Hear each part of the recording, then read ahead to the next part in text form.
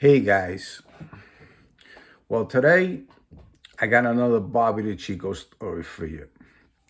Now, I know it's been a while and you've been waiting for part two of Bobby Decicco. Well, I have a lot of parts to this story. I met Bobby Decicco when I was a young kid in my teens, 14, 15 years old.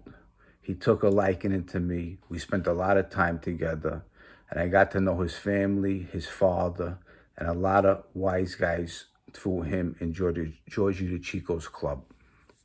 Now, Bobby DeChico was a very hyper guy, always walking back and forth with a cigarette in his hand, cigarette after cigarette. If he died a cigarette out, 5 minutes later, he'd be smoking another cigarette. This is how he was. He always had money in his pocket, a stack of money with a rubber band around it.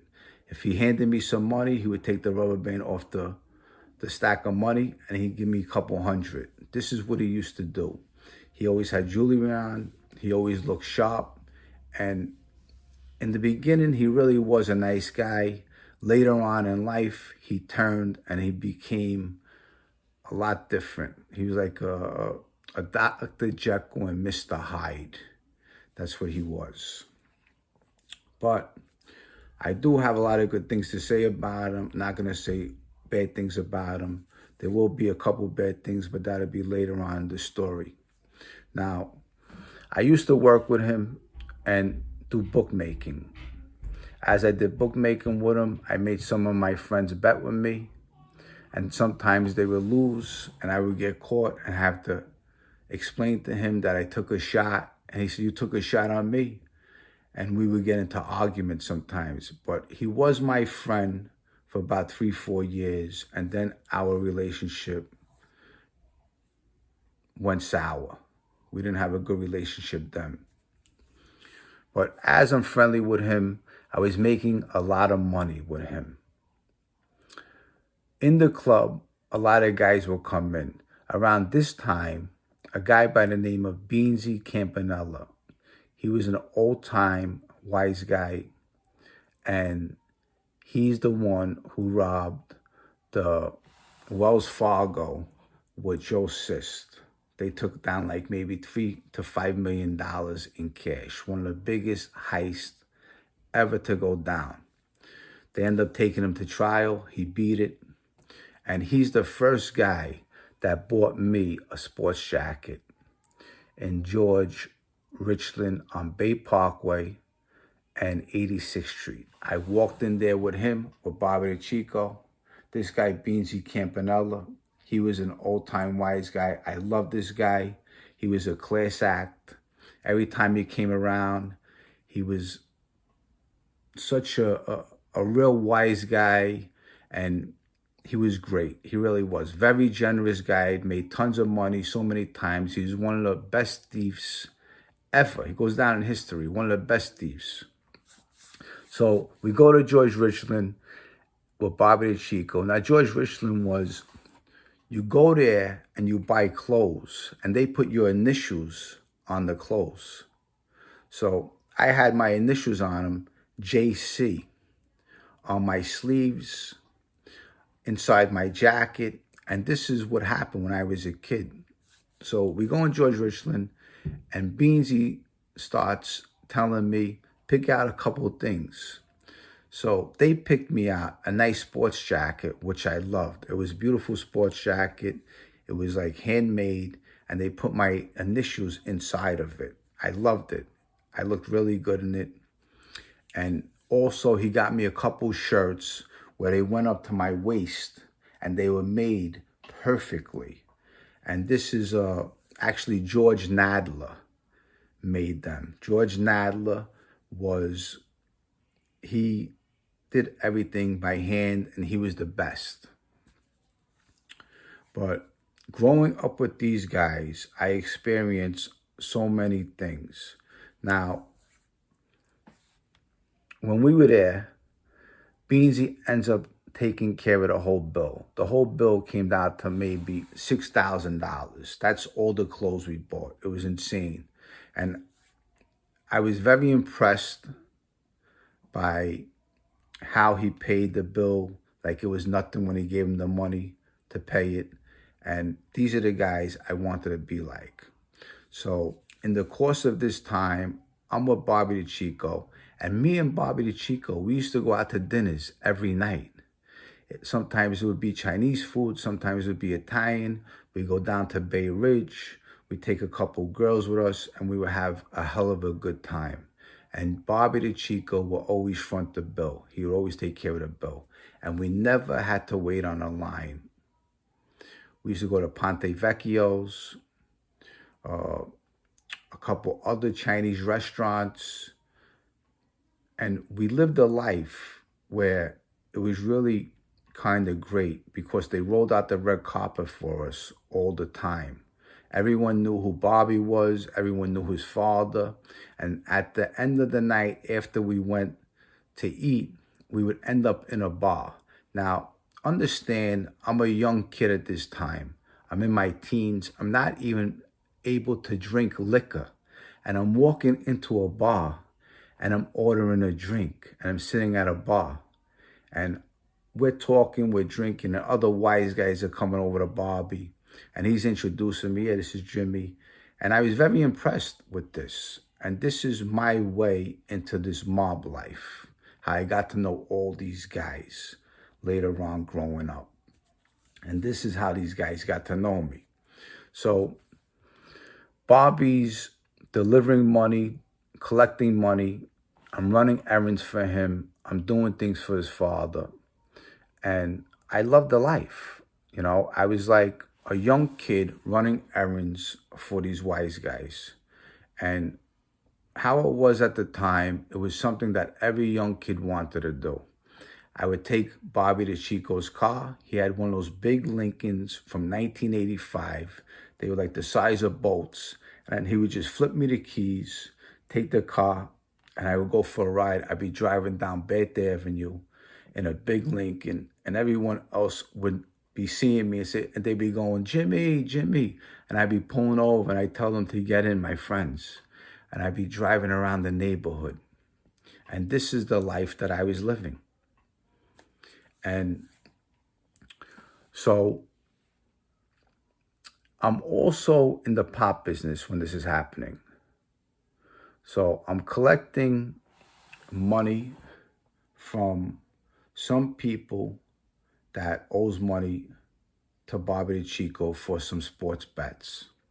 I remember one incident where I had to go collect some money and the guy was short.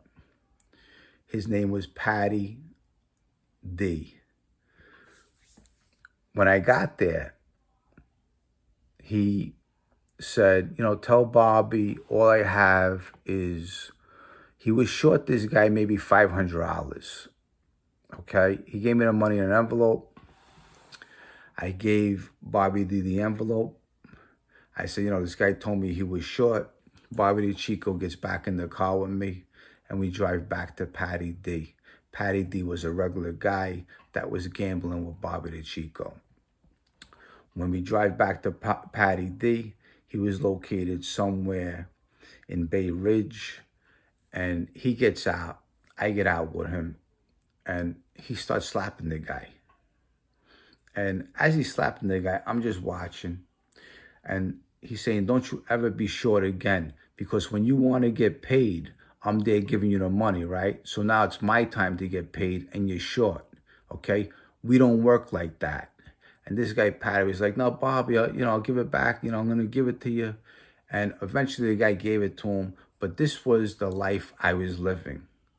So in the course of time, we're collecting money and we're running around making turmoil for a lot of people, because in that business, a lot of people, they gamble and they take shots and they don't have the money to pay you.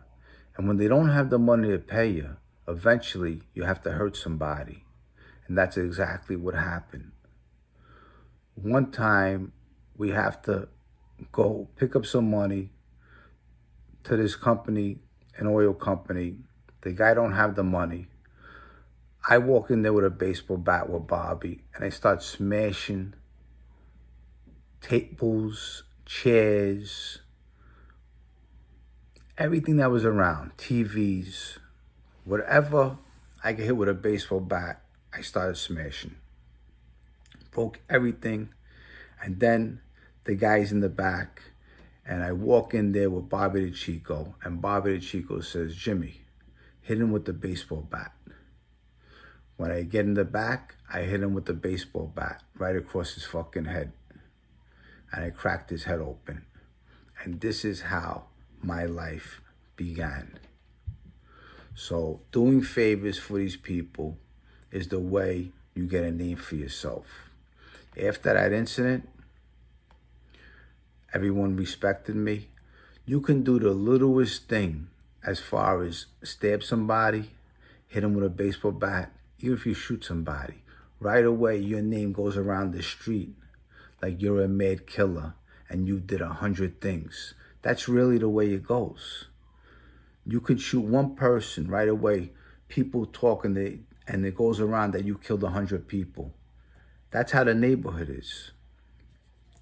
But growing out at this time was a great memory for me because I look back and the experience I had with these people were great. The restaurants I went to were the best restaurants. I remember one time we go to a restaurant and I'm sitting down with Bobby and some girls, and he says, you ever try duck? And I never tried duck before in my life. I was in my teens. I said, no, I never tried it. He said, you know what, we're going to order the Peking duck. Now, the Peking duck was supposed to be, delicious and stuff like that. And I never tried it before. I said, okay, let's go with the Peking duck. So they come with the Peking duck, and they cook in front of you, and they wrap it up and everything. They put it in some kind of pancake thing. They wrap it up, and it was delicious. And ever since that day, every time I go into a Chinese restaurant, I see if they have Peking duck, because I love duck. It's beautiful. It's delicious, and I always order it anytime I can. But sharing these memories with you, it brings back a certain time in my life when I was a kid and when I was up and coming.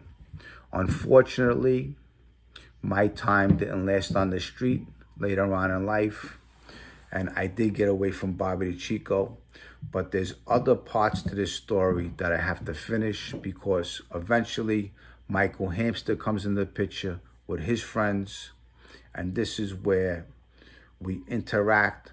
We're friends for a little while, and Michael Hamster and Calco end up having a beef.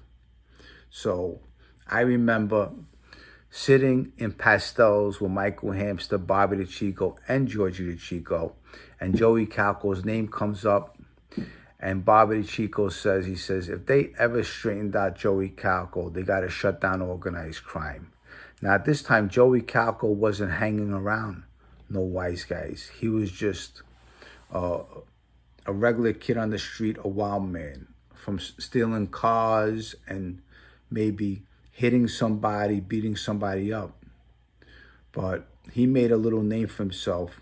But Mikey Hamster was a tough kid with his hands. And they had a couple beefs. And we're going to get into those beefs with part 3 of the Bobby Decicco story. There's going to be a lot of parts to this story because I spent a lot of time with this guy, Bobby Decicco. I used to go to his sister Barbara's house and eat dinners. His sister Jenny, she ended up passing away of cancer. But I shared a lot of memories with these Deciccos, and they were good people. They weren't bad people, But the memories I shared, I'm going to share with you. So look forward to part 3 of the Bobby Decicco story. The next one's going to be even better. All right? To all my subscribers, I love you. Look out for the fakes. Stay well. Until I see you again. Bye.